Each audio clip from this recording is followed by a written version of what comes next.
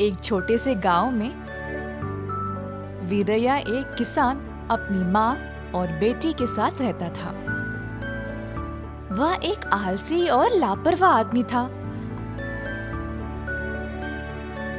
अपने इस आलस्य की वजह से उसको कई बार काम से भी निकाला गया।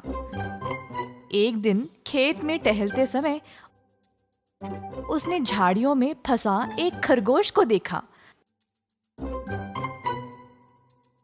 वह खरगोश के पास गया और उसको उन झाड़ियों से छुड़वा दिया।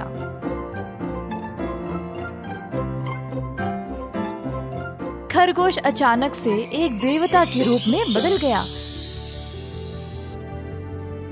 जिसके इर्द गिर्द सिर्फ चमक और रोशनी थी।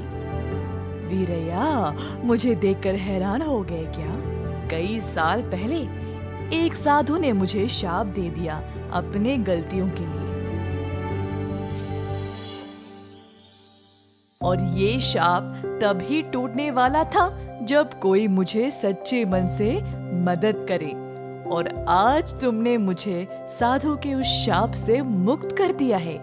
अब तुम्हारी कोई भी दो इच्छाएं पूरी हो जाएगी। ये मेरा वरदान है। वीरैया इस देवता को देखकर हैरान ही रह गया। देवता उसको ये वरदान देकर गायब हो गया।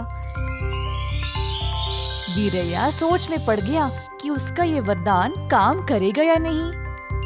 अगर ये सच है तो चलो पहले इसको परख लेते हैं। मैं क्या मांगू? काफी देर तक वीरैया सोचता रहा। हाँ, मुझे गन्ने का शरबत पीने का बड़ा मन है। देखते हैं कि ये देवता सच बोल रहा था कि नहीं।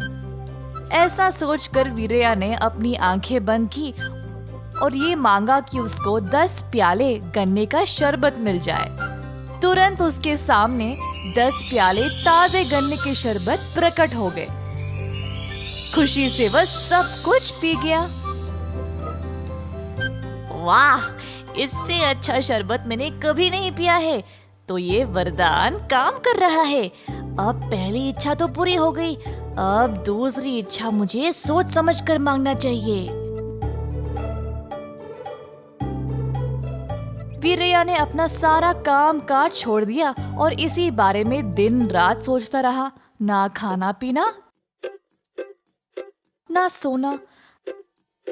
अपनी माँ और बेटी के बारे में भी भूल ही गया। अचानक से एक दिन उसने फैसला कर ही लिया। माँ, कहाँ हो? जल्दी छोटी को लेकर इधर आओ। उनके आते ही वीरैया ने आंखें बंद की और प्रार्थना करने लगा। देवता, मेरे घर के ऊपर सोने के सिक्कों की बरसात करना। माँ और बेटी व्याकुल होकर उसकी ओर देखने लगे। उनको लगा कि शायद वीरैया पागल हो गया है। पर उसी समय वीरैया के घर के ऊपर सोने के सिक्कों की बरसात होने लगी। ये देखकर वो खुशी से झूम उठा। वीरैया की माँ भी आश्चर्यचकित रह गई। बेटी भी ये अनोखा नजारा देखकर नाचने लगी।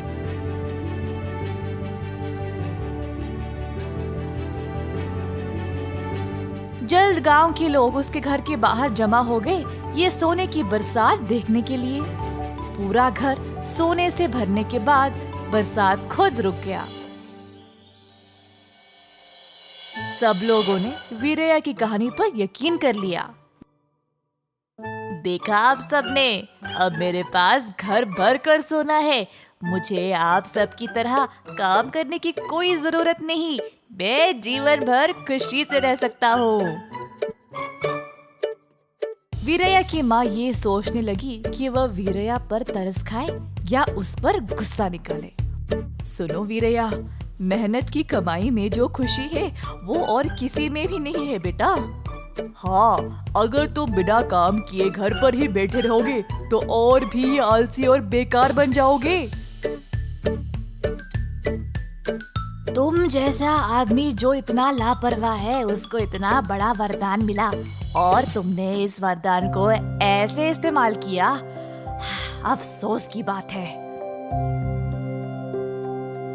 और कितने सालों तक बिना काम किए बैठोगे? मेहनत से काम करने पर तुम्हें समाज में दोस्त और इज्जत भी मिलेगी। अचानक से वीरया को एहसास हुआ कि सब ठीक बोल रहे थे।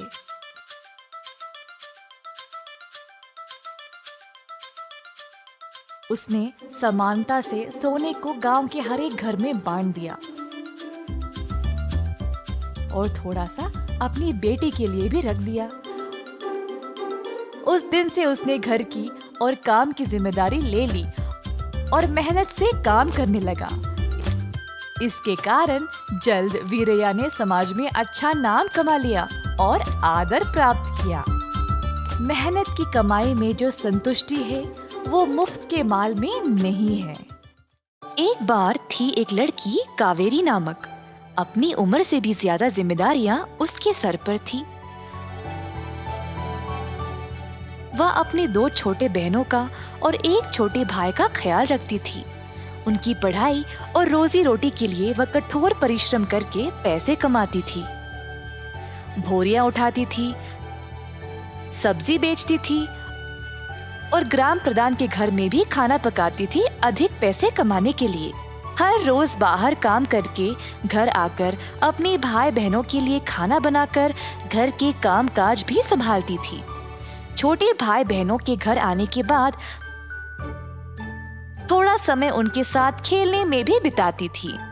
जैसे छोटे बच्चे बड़े होते गए, उनके खर्चे भी बढ़ने लगे। कावेरी चिंतित होने लगी और उसको समझ नहीं आया कि वह क्या करे। हर रोज की तरह जब वह काम के लिए निकली, एक दिन उसको रास्ते में एक सोने का अंडा मिला। अंडे के पास गई तो अंडा चमक रहा था। अंडे को हाथ में लिया और जांचा। उसी समय उसको पता चल गया था कि वह अंडा सच में एक सोने का अंडा है। कावेरी सोचने लगी कि अब वह इस अंडे का उपयोग कैसे करेगी। अब मैं इस अंडे के साथ क्या करूं? क्यों ना मैं इसे महाराजा के पास ले जाऊं, शायद वह मेरी मदद कर दे। ऐसा सोचकर वह अपने काम पे गई राजमहल में खाना बनाने के लिए। खाना तैयार करते समय वह सोच रही थी कि वह राजा को अपनी बात किस तरह से बोले। इसी दौरान कावेरी का सहकर्मी वीरा ने उसकी ओर देखा और पूछा, कावेरी जी, आप इतना क्या सोच रही हो? कोई परेशानी है क्या? वीरा, एक बात बोलूं? मुझे एक सोने का अंडा मिला है आज रास्ते में। ऐसा कहकर कावेरी ने वीरा को अंडा दिखाया। वीरा को तुरंत समझ में आ गया कि यह अंडा असली सोने का था। वीरा के दिल में लालच पैदा हो गई और अंडे को अपने हाथ में ले लिया। कावेरी जी, आप अपने आप को इतना परेशान मत करो। मैं खुद जाकर महाराजा को इस बारे में बताऊंगा। सच में वीरा? ठीक है, कृपया आप अब तुम ही जाकर महाराजा को सब कुछ बता दो। वीरा अंडे को लेकर चला गया, पर महाराजा के पास नहीं ले जाकर वीरा ने अंडे को अपने ही घर ले गया और अपनी पत्नी को दे दिया। ये असली सोने का अंडा है, किसी को इस बारे में पता नहीं चलनी चाहिए और इसको छुपा के रखना। अगले दिन कावेरी ने वीरा को अंडे के बारे में पूछा। सोने का अंडा?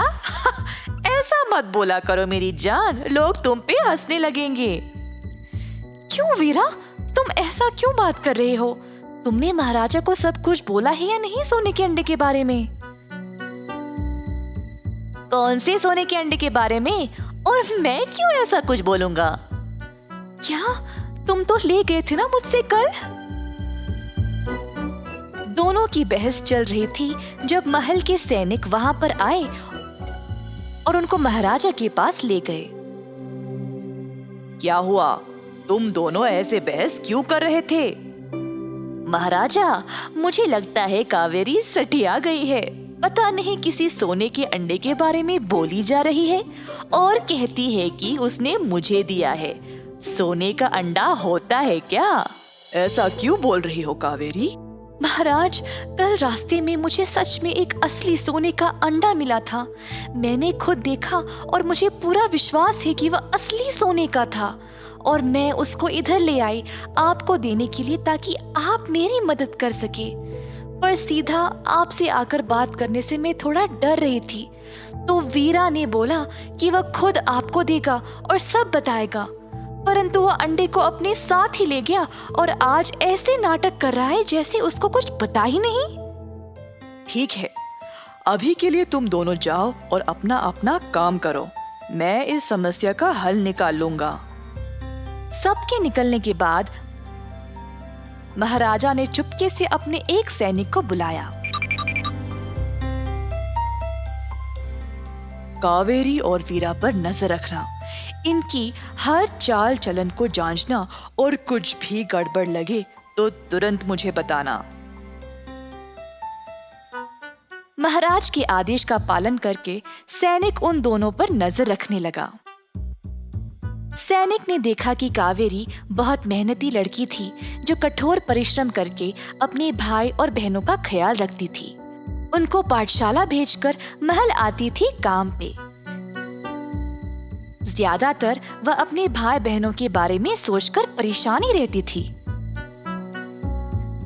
दूसरी ओर वीरा के चाल चलन कुछ ठीक नहीं थे। अपनी पत्नी के साथ छिपकर बातें करता था, रोज की तरह महल में अपना काम करता था। पर एक दिन काम समाप्त होने के बाद रात को चोरी छुपे एक पेड़ के ऊपर चढ़कर वीरा ने एक थैले को उठाया। सैनिक ने देखा कि वीरा पेड़ से नीचे उतरकर उस थैले से एक सोने के अंडे को बाहर निकाला। लालच और खुशी से उसने अंडे को चूमा और वापस रख दिया। अगले दिन ही सैनिक ने सब कुछ महाराजा को बता दिया। तुरंत महाराजा ने वीरा और कावेरी को दरबार में बुलाया।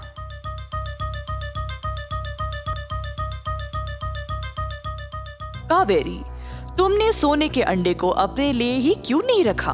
अच्छी रकम में बेचकर तुम अपने भाई और बहनों का खर्चा उठा सकती थी ना? महाराज, पैसे आज रहेंगे पर कल नहीं, तो इसीलिए मैंने सोचा कि अगर मैं आपको ही ईमानदारी से ये सौंप दूं, तो शायद आप मुझे कोई अच्छी नौकरी दे दे जहां मैं अच्छा पैसा कमा सकूं, ताकि मैं जीवन भर बिना किसी परेशानी के अपने परिवार का ध्यान रख सकूं। तुम बहुत ही बुद्धिमान हो कावेरी। मैं तुम्हारे भाई और बहनों की जिम्मेदारी लूंगा। मैंने पहले ही उनकी पढ़ाई के लिए प्रबंध कर दिया है। आज से इस महल में जो कुछ होगा पहले तुम्हारे पास आएगा। हर एक चीज का निर्णय अब तुम लोगी। अपनी जिम्मेदारियां तुम मुझ पे छोड़ देना और इस महल की जिम्मेदारी खुद ले लेना। बहुत बहुत शुक्रिया महाराज, मैं धन्य हो गई। और वीरा, मेरे सैनिक को तुम्हारे घर के पेड़ के पास एक थैला मिला है और उसमें था एक सोने का अंडा। महाराजा से झूठ बोलने की हिम्मत कैसे की तुमने? सैनिकों, तुरंत इसको ले जाओ और बंद कर दो। अनुशासन का मतलब है कि कोई भी काम उसी तरह करो जिस तरह करना चाहिए, चाहे कोई तुम पे नजर रखे या नहीं। कई साल पहले की बात है। एक महान से राज्य में कृष्णदेवराया नामक एक शासक रहा करते थे। उनकी माँ बहुत धार्मिक महिला थी। माताजी ने अपने जीवन में कई धार्मिक स्थानों का दर्शन किया और बहुत सारे पूजा पाठ में भी भाग लिया था। महाराज अपनी माँ से बहुत प्रेम करते थे। जैसे साल बीतते गए,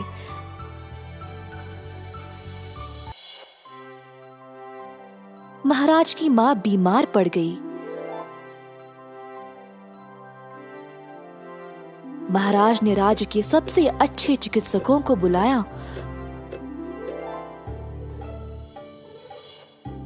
परंतु माँ जी की अब उम्र हो चुकी थी। सबसे अच्छी दवाई भी काम नहीं किए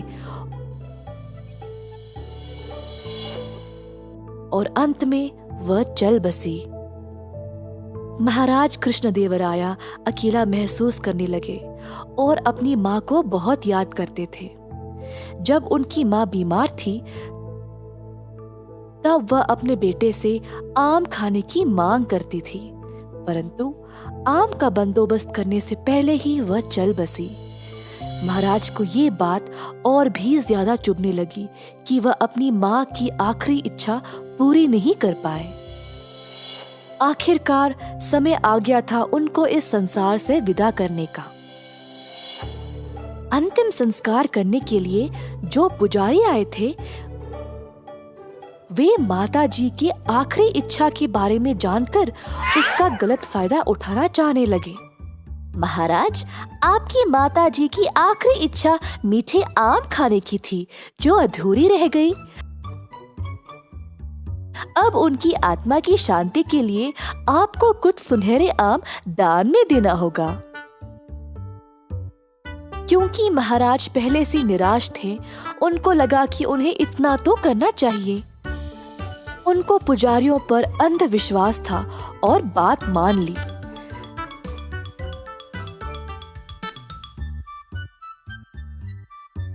राजा ने 10 सुनहरे आमों का प्रबंध किया और पुजारियों को दान में दे दिया।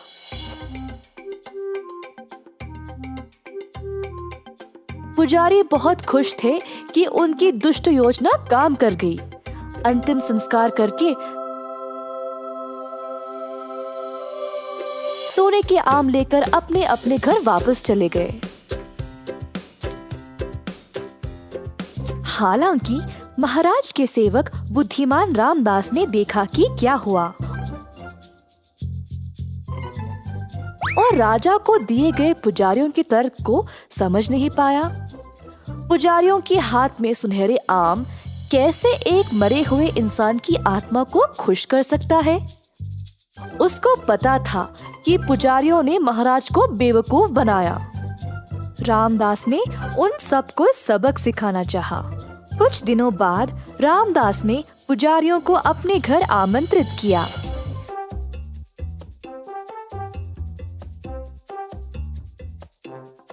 वह बोला, मेरी मैया कुछ दिन पहले चल बसी। मुझे लगता है उनकी आत्मा को शांति नहीं मिली। उनके अंतिम दिनों में वह चाहती थी कि मैं उसके सिर पर गरम लोहे की छड़ी से मारूं, परंतु मैं ऐसा नहीं कर पाया और फिर वह चल बसी। अब जैसे आप लोगों ने राजा को सुनहरे आम दान में देने का सुझाव दिया, वैसे ही मुझे भी अपनी माँ की आत्मा की शांति के लिए ऐसा ही कुछ करना पड़ेगा, है ना? मुझे आप सबको गरम लोहे की छड़ी से मारना पड़ेगा अपनी माँ के लिए। ऐसा कहकर रामदास ने एक गरम गरम लोहे की छड़ी की ओर दिखाया जो उसका नौकर पकड़ा हुआ था। सारे पुजारी भयभीत हो गए। रामदास के कदमों पर गिरकर दया की भीख मांगने लगे। रामदास ने सबको वो सुनहरे आम वापस करने को कहा और दया की भीख महाराज से मांगने को बोला। अतः अगले दिन महाराज को सारे सुनहरे आम वापस मिल गए और लालची पुजारियों ने सबक सीखा। एक बार फिर रामदास को उसकी सतर्कता और समझदारी के लिए प्रशंसा मिली। सोने की फसल। एक लंबे समय पहले एक गांव में रविंद्रा और भारती नामक पति पत्नी रहते थे। उनके 2 सुंदर बच्चे भी थे जिनका नाम गीता और लता था। रविंद्रा उसके खुद के खेत में कृषि करके आए हुए पैसों से अपना घर चलाता था। रविंद्रा एक अच्छा आदमी था और कोई भी निर्णय जल्दबाजी में नहीं लेता था। सोच समझकर होशियारी से सारे निर्णय लेता था। हर साल खेत के अच्छे उगने पर बिना कोई कमी के अपने परिवार का अच्छा देखभाल करता था। एक साल लगातार कुछ दिनों तक भारी बारिश होने के कारण उसका खेत खराब हो गया। खेत का खराब हो जाने के कारण उसके परिवार का खर्चा संभालना मुश्किल होता था। उम्मीद है कि कम से कम इस बार फसल आएगा, वरना मैं अपने परिवार का ख्याल नहीं रख पाऊंगा। और उसी आशा से वापस खेती करता है और उसी फसल की उम्मीद में रहता है। पर कुछ ही दिनों में वापस भारी बारिश के कारण खेत खराब हो जाता है और फसल भी नहीं आता है। ऐसे 2 साल लगातार बारिश के कारण फसल नहीं आता है। एक दिन ऐसे ही खराब हुए खेत को देख दुखी होके उधर ही बैठ जाता है। उसके बगल वाले खेत में काम करते गिरी उसे देख उसके पास आता है। अरे रविंद्रा, ऐसे क्यों बैठे हो? कुछ नहीं गिरी, मैं सुबह से देख ही रहा हूँ तुम किसी बात पे दुख हो, मुझे नहीं बताओगे? ऐसा कुछ नहीं है गिरी, इस साल के फसल के ऊपर मेरी बहुत उम्मीद थी और पैसे भी सारे खर्च हो गए, इसीलिए समझ में नहीं आ रहा क्या ही करूं मैं। ठीक है, दुखी मत हो, बहुत देर हो गई है, चलो घर चलते हैं। ऐसे दोनों वापस घर चलना शुरू करते हैं जब उन्हें एक तोता झाड़ियों में फंसा हुआ नजर आता है। रविंद्रा उसके पास जाके उसे उन झाड़ियों से निकालकर उसे अपने हाथों से आजाद करता है और तुरंत वो तोता एक देवता के रूप में बदल जाती है। रविंद्रा और गिरी दोनों ये देख आश्चर्यचकित रह जाते हैं। तोते के रूप से आप देवता कैसे बन गई? मेरा अहंकार व्यवहार देख मेरे पिताजी ने मुझे श्राप दिया और तोते की तरह बदल दिया। उन्होंने कहा कि मुझे इस श्राप से विमुक्त होने के लिए किसी को मुझ पे दया आके आजाद करना होगा और अब आप आए और मैं अपने पुराने रूप में बदल सकी। मुझे सहायता करने के लिए आप जो भी मांगोगे वो मैं पूरा करूंगी। माता, 2 साल से हमारे खेतों में बारिश के कारण फसल नहीं आ रहा। मुझे बस इतना चाहिए कि मेरा खेत पूरा सोना बन जाए। ऐसे बिना सोचे समझे उसने उसकी ये इच्छा देवता से मांग ली। तुम भी पूछो रविंद्रा, तुम क्या चाहते हो? मुझे गिरी की तरह जल्दबाजी में नहीं बल्कि सोच समझकर मांगना होगा।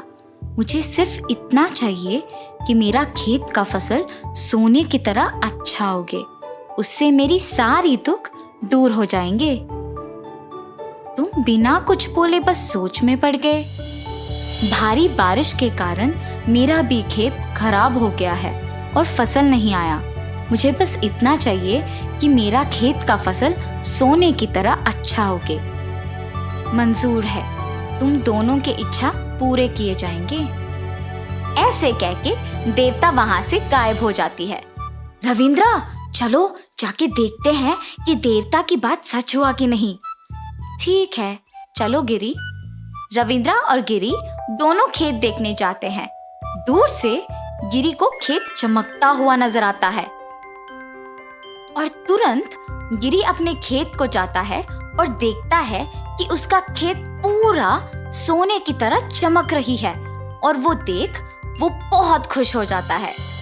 मेरा खेत पूरा सोना हो गया, अब मैं बिना कोई चिंता के बहुत खुशी से जी सकता हूँ। और ऐसे जब पास आके देखता है तो मिट्टी भी चमक रही होती है। ये क्या?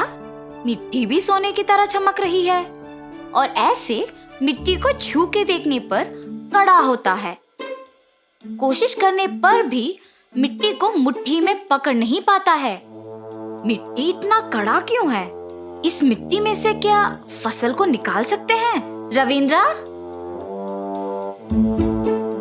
और ऐसे फसल को खींचने की कोशिश करता है पर फसल भी कड़ा होता है और बाहर नहीं निकलता है। अय्यो, अगर मैं भी उसी के तरह फसल के बदले में खेत को सोने की तरह बदल देने के लिए मांगता तो शायद ऐसे ही होता। और ये खेत तो अब कोई भी काम की नहीं है, अब मैं क्या करूं? और ऐसे दुखी होता है। क्या रविंद्रा का भी खेत ऐसे ही हो गया होगा? रविंद्रा, चलो जाके तुम्हारा खेत देखते हैं। ठीक है, चलो गिरी। और वहां से दोनों रविंद्रा के खेत की ओर निकलते हैं। रविंद्रा के खेत में पूरा फसल उग के हरा भरा निखरता है। हवा की वजह से हल्का सा सारा फसल इधर उधर लहराता है। गिरी शक में जाके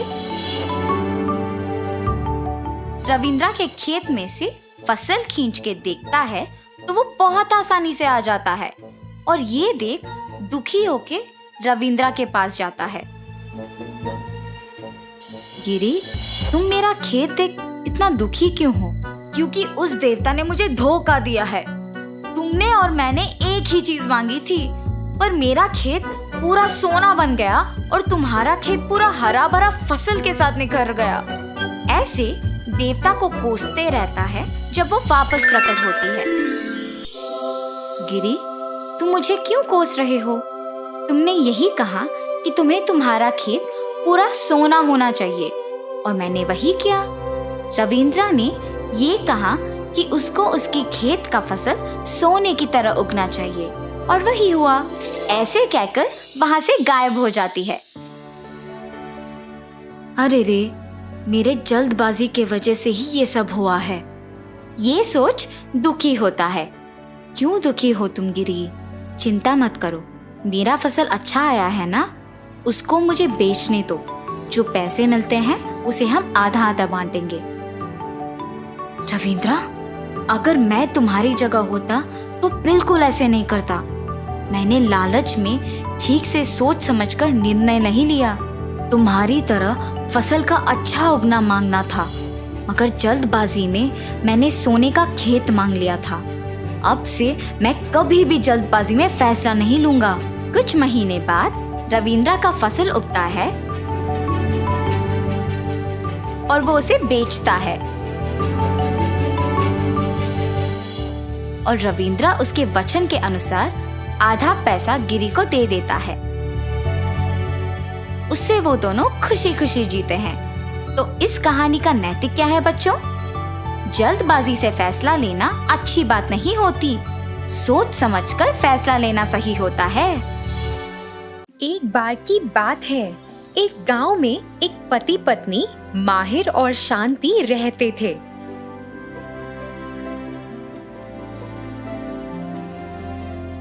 माहिर रोजी रोटी के लिए कुछ केले के पेड़ उगाता था और उनसे निकले केले बेचता था।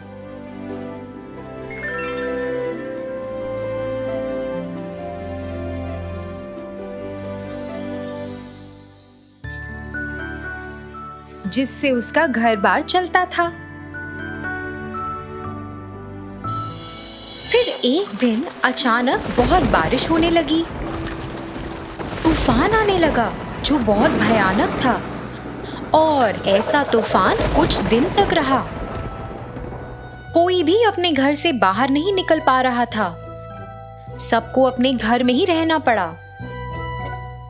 हे भगवान, मेरे केले के पेड़ तो सब तबाह हो जाएंगे। ये कैसा तूफान है? माहिर बहुत घबरा गया था। फिर कुछ दिनों बाद बारिश बंद हो गई। अपने केले के पेड़ों को देखने गया। जब वह वहां पहुंचा तो वह तो हैरान ही रह गया। उसकी खेती बाड़ी तो तबाह हो चुकी थी। तूफान ने उसके सारे केले के पेड़ों को तबाह कर दिया था। वह सभी गिर चुके थे। बस एक ही पेड़ था जो पूरा तो नहीं गिरा था, मगर थोड़ा सा टेढ़ा हो चुका था। माहिर ने उसे सीधा करने की कोशिश की। फिर वह बहुत उदास हो गया। उसने बाकी जमीन पर पड़े हुए पेड़ों को देखा और बहुत दुखी हुआ। वह घर वापस चला गया। वह बहुत घबराया हुआ था कि अब क्या करना चाहिए, क्योंकि इन केले के पेड़ों से ही उसकी रोजी रोटी चलती थी। अब मेरे परिवार को क्या होगा? मैं अब अपने परिवार का ध्यान कैसे रखूंगा? मेरा तो एकमात्र रोजी रोटी कमाने का जरिया भी खराब हो चुका है। हे भगवान, मैं क्या करूंगा? माहिर कुछ दिनों तक बहुत परेशान था। फिर कुछ समय बाद उसने खेत की ओर वापस जाने का सोचा। वह जब वहां गया तो सब कुछ वैसा ही तबाह पड़ा था। ऐसा सब देखकर उसका दिल तो और भी पिघल गया और वह बहुत परेशान हुआ। मैं कितने सालों से ये केले बेच के हमारी रोजी रोटी कमा रहा हूँ। अब सब तबाह हो चुका है। बस एक ही केले का पेड़ बचा है। इस एक पेड़ से मैं कैसे अपनी रोजी रोटी कमाऊंगा? मगर अब मेरे पास कोई और उपाय भी तो नहीं है, ना ही कोई जरिया है। मेरे पास अब एक ही पेड़ बचा है, मुझे इसी का फायदा उठाना है। तो अभी के लिए मैं इसी पेड़ पर ध्यान दूंगा, यही हमको भुखमरी से बचाएगा। माहिर, ये मुझे किसने बुलाया? मैं तो यहाँ अकेला हूँ। मैंने तुम्हें बुलाया माहिर। क्या तुम बात कर सकते हो? हाँ, मैं बात कर सकता हूँ। तुम बहुत घबराए हुए हो ना कि तुम अपने परिवार का कैसे ध्यान रखोगे? हाँ, मुझे कुछ समझ नहीं आ रहा कि मैं क्या करूँगा। फिर अचानक उस केले के पेड़ पर टंगे हुए केले सोने में बदल गए। माहिर तो आश्चर्यचकित रह गया। ये तो एक जादुई केले का पेड़ लगता है। ये तो बात भी कर सकता है और अब इसके फल सोने में तब्दील हो गए हैं। ये तो लाजवाब है। हाँ माहिर, मैं कुछ भी कर सकता हूँ। तुम इन सोने के केलों को बेच सकते हो और इससे आने वाले पैसों से तुम अपना काम दोबारा से शुरू कर सकते हो। तुम वापस से केलों की खेतीबाड़ी शुरू कर सकते हो। जब तक तुम्हारे नए पेड़ तुम्हें फल देना शुरू ना हो जाए, मैं तब तक ऐसे ही तुम्हारी मदद करूँगा। अच्छा, मुझे समझ नहीं आ रहा, क्या मुझे इस बात पर भरोसा करना चाहिए? क्या ये सच में सोने का पेड़ है? माहिर सोच में पड़ गया क्योंकि उसने तो ऐसा सोचा ही नहीं था।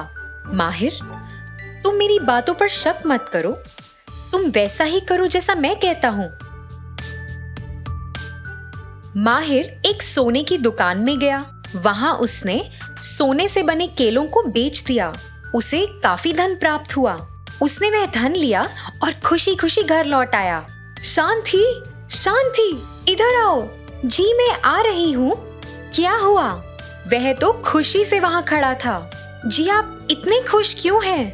आप दुखी नहीं हैं कि हमारी खेती बाड़ी तबाह हो चुकी है? हाँ हाँ शांति, मैं पहले तो बहुत दुखी था, मगर अभी हमें अपनी समस्या का समाधान मिल चुका है, इसीलिए मैं बहुत खुश हूँ। उसने अपनी पत्नी को सब कुछ बताया। देखिए, ये तो बहुत अच्छी बात है, मगर हमें इस मौके को सोच समझकर ही इस्तेमाल करना चाहिए। मुझे ऐसा लगता है कि आपको वैसा करना चाहिए जैसे उस पेड़ ने कहा। हम वापस इतना संघर्ष नहीं करना चाहते, नहीं तो वह पेड़ हमारी मदद करना बंद कर देगा। आप वैसा ही करिए जैसा पेड़ ने आपको कहा है। शांति, ये तुम क्या बात कर रही हो? हमें एक ऐसा मौका मिला है जिससे हम बहुत जल्दी अमीर हो सकते हैं। हमें इतना संघर्ष करने की जरूरत भी नहीं है। तुम क्या बातें कर रही हो? माहिर अपनी पत्नी पर गुस्सा हो गया।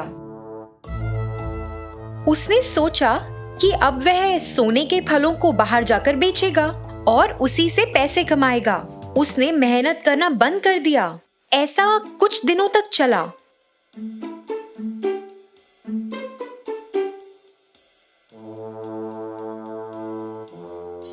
केले का पेड़ उसे ध्यान से देख रहा था कि वह क्या कर रहा है। फिर एक दिन केले के पेड़ ने सोचा, मैं इसकी कितने समय से मदद कर रहा हूँ और इसने अभी तक एक भी केले के पेड़ की खेतीबाड़ी नहीं शुरू की। ये ऐसा कितने दिन चलेगा? पेड़ बहुत उदास हो गया और फिर एक दिन अचानक वह गायब ही हो गया।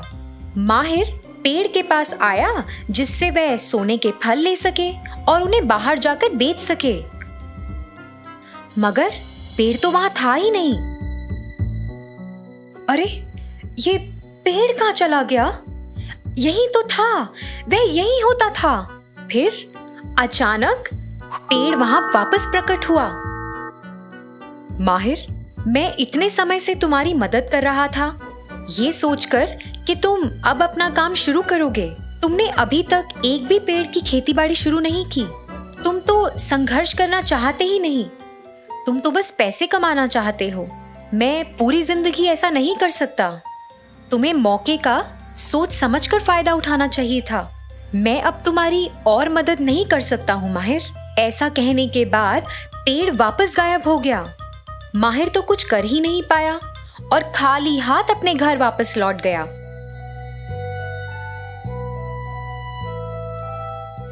उसकी पत्नी ने उसे ऐसे आते हुए देखा और उसे शक हुआ कि कुछ तो गड़बड़ है। जी क्या हुआ, आप बहुत उदास लग रहे हैं। माहिर चुपचाप अपनी कुर्सी पर बैठ गया और कुछ समय तक कुछ भी नहीं कहा। देखिए, आप बताइए ना, आप इतने चुप क्यों हैं? क्या हो गया? उसने लंबी सांस ली और दुखी मन के साथ अपनी पत्नी को बताया जो पेड़ ने उसे कहा।